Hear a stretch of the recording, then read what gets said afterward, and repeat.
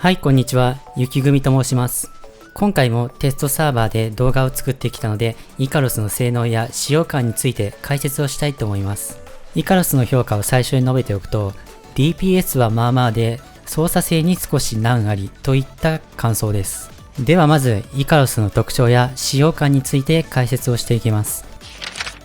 攻撃力 32,000 でサボテンを90秒殴った時のダメージが 242.6M でした。攻撃力3万の旧氷編成と比べたら 150M から 242.6M とかなり劇的に上昇はしているのですが、乱編成を超えられなかったという点はちょっと素直に喜べないですね。ですが、おそらくこれはフィオナを前提とした調整となっていて、フィオナが編成に入ってくると炎は均衡編成になって、マルチプレイでの最終ダメージバフが強行と比べて 25% 下がってしまうので、フィオナが編成に入るようになってくると、氷編成は炎編成よりマルチプレイではダメージは出るんじゃないかなと思います。イカロスのスキル回しの大きな特徴は、イカロスで連携スキルアイストークを発動すると、バックブルーという新スキルを2回発動できるという点です。イカロスで連携スキルを打ちまくって、バックブルーを何回も発動します。そしてそのスキルにアリスの追撃を乗せてダメージを重ねていくというのが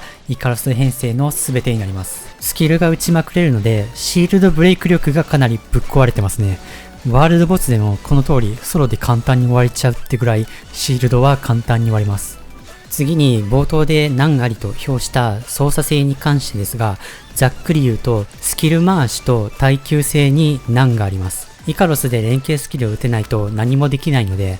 例えばアリシーの幻のエナジー阻害ギミックなんかあるところは本当に何もできないんですね。もうかなり罪に近い状態になります。エナジー阻害ギミックがなくても、例えば不破先のスキルでエナジーが溜まりすぎてしまったり、あるいは不意に幻想タイムが入ってしまったりと、連携ゲージの管理がかなりシビアなんですよね。イカロスのスキルを打ってる間はダメージカットと回復がついてるんですけど、連携ゲージが溜まってないと通常攻撃をペチペチ打ってゲージを溜めないといけなくて、敵にボコボコに HP を削られちゃうし、吹っ飛びまくるしで、ランやフェンリルと比べちゃうとかなり操作性は悪いですね。まあでもフィオナってのがかなり連携ゲージを貯めやすいキャラらしいので、フィオナが来ればこの辺はかなり改善されるんじゃないかなとも思います。次に合気編成での運用について見ていきます。合気編成でのイカロスはスキルに挑発効果と自身の耐性値に応じたブロック値を獲得する効果を得ることができます。ブロック値に関してはかなりガチガチに耐性を持っているプレイヤーでもなければちょっと効果は薄いと思います。編成としてはランや不破先と組み合わせてスキルを回しまくりながらイカロスのスキルのダメージカットで耐えていくという感じになると思います。相手の攻撃に合わせてちゃんとイカロスのスキルを合わせていく必要があるので、結構テクニカルな感じになりますね。またイカロスのスキルは自分の最大 HP や損失した HP に応じて相手にダメージを与えるという効果があるので、そこそこ火力が出るんですよね。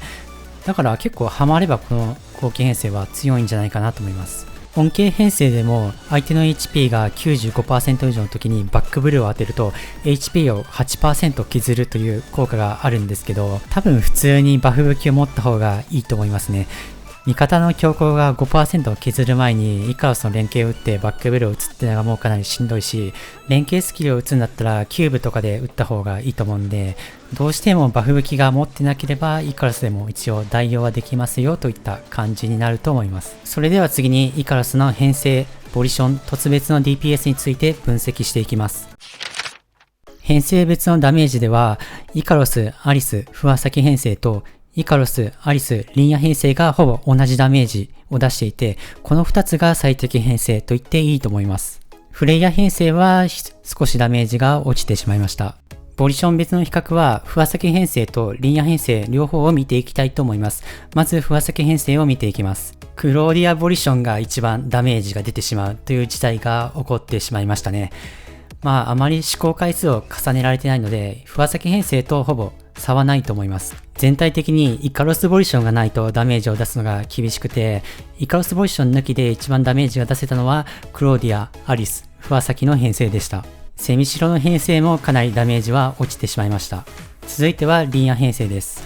不破先編成と同じでイカロスボリションがないとかなり厳しい状況になりました。イカロスボリション抜きではクローディア、アリス、リンヤ編成がダメージは出せていますが 10% 以上 DPS は落ちてしまいます。余談ですが、フェンリル3色パテのイカロスボリションの運用についても言及しておきます。パフォーマンスとしてはフェンリルボリションとほぼ同じパフォーマンスで、セミシロ、天南、フェンリル、リンヤの中から3つ以上持っていて、今それを使っているのであればイカロスボリションに変えても劇的にパフォーマンスが上がるといったことはないと思います。続いては凸別のダメージの比較です。どの凸も順当にダメージが伸びるのと、凸によってスキル回しが変わるということもないので、いけるとこまで凸していいと思います。強いて言えば1凸が一番コスパはいいかなといった感じです。ボリションも伸び幅が良くてかなりコスパは良いと思います。ただイカロス編成はアリス1凸を大前提としているので、まずアリスを1凸させてください。この後にフィオナという全属性強強バッファーが控えているので、それも踏まえてガチャ計画を立てた方がいいと思います。フィオナが編成に入るとおそらくフワサキが抜けると思います。フワサキはスキル回しの初動に5凸効果の幻想効果が必要なんですけど、一度スキルループの形を作ってしまえば幻想を使わなくても一応スキルは回せるので、今からフワサキを5凸まで持っていくっていうのはちょっとおすすめはできないです。ただフワサキの1凸はスキル回しに必須なので、この編成を使うならフワサキ1凸は必要になります。まとめると最適編成はイカロス、アリス、リンヤはフワサキ、フェンリル・フワサキパテの運用はフェンリルボリションと同じくらいのパフォーマンス。おすすめの凸は最低限イカロス星0、アリス星1、フワサキ星1はリンヤ星0。コスパの良いのはイカロスを星1とした編成となっています。では次に各編成のスキル回しについて見ていきましょう。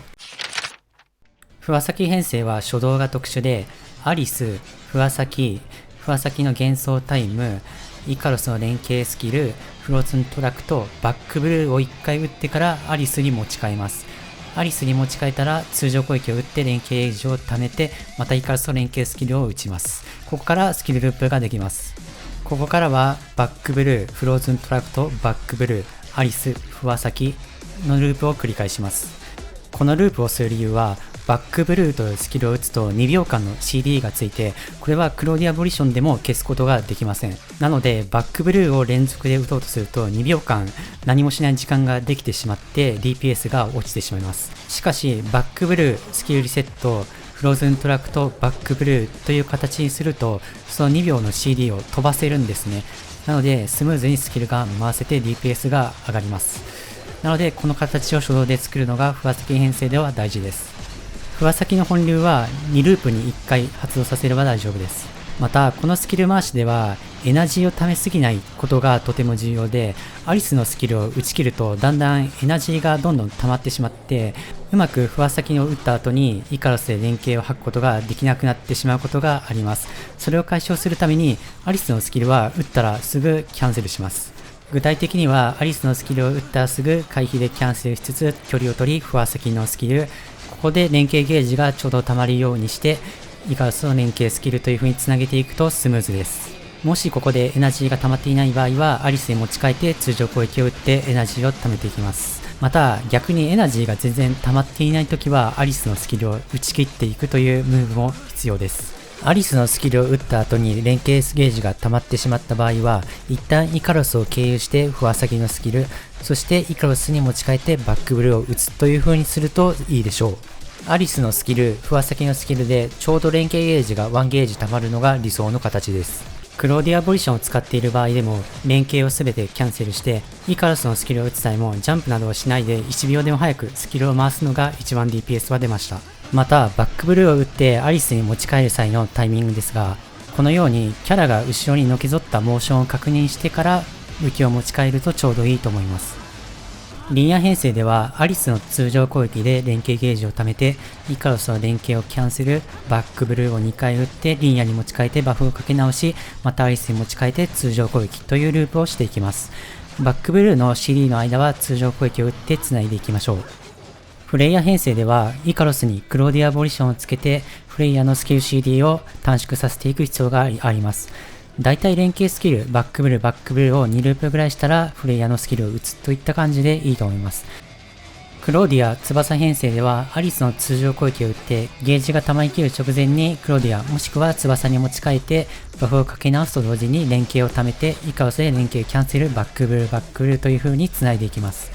クローディアは2ループに1回、翼はマイループごとにバフをかけ直していきましょう。各編成のサボテン完全版動画とポジション別のダメージ表も別の動画に上げていますので、気になる方はそちらもご覧ください。概要欄にリンクを貼っておきます。では最後にイカロスの総評を述べておきます。少し使用感には癖がありますが、フィオナが来た時のマルチプレイでの DPS、またプレイフィールについては伸びしろが大きいキャラクターだと思いました。高リパならね、必須のアタッカーなんでぜひ覚悟していただきたいのですが、フィオナのガチャもね、この後に控えているということも念頭に置いてガチャ計画を立てていきましょう。正式実装後は引き続きイカロスの動画や、またテストサーバーで新キャラの動画も今後作っていくので、ぜひチャンネル登録、高評価をよろしくお願いいたします。ということで、また別の動画でお会いしましょう。バイバイ。